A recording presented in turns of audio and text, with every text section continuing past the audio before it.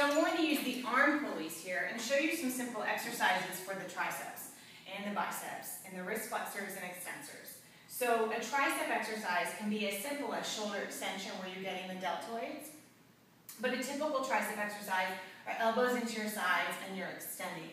Now I have first from a sitting position, so what you want to think about here is, are you lengthening the shoulders away from the ears? As you press back, are you kinking your wrists? Or are you staying in that neutral position?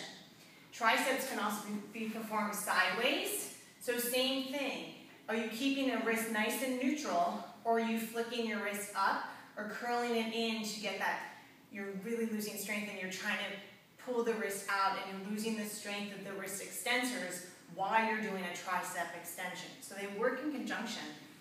So biceps, it's a very common tendency, as I see this quite often, is people will curl in. Now, if you're trying to add in wrist flexion as an additional exercise, great. Then you've combined not only a bicep curl, but wrist flexion. However, if you're doing this and you're straining and your wrists are kinking in and your shoulders are up to your ears, you're not doing your wrist any good, nor your biceps any good. If you're feeling that you need a little bit more stabilization, keep your elbows into your sides as you do a bicep curl. Then start to work your arm away from your side and really work on keeping an alignment neutral versus adding in that wrist flexion. Now, if you want to work the wrist, you can bring your feet up. Now I'm going to isolate. I'm going to let my forearms stay on my thighs, and I'm just going to curl.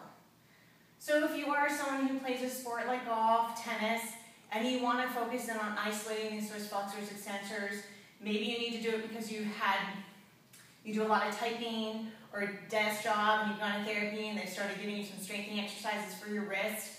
This might be a nice isolated way to do the exercise. The extensors, I just flip my palms down, my forearms still rest on my thighs, and then I just bring my wrists up.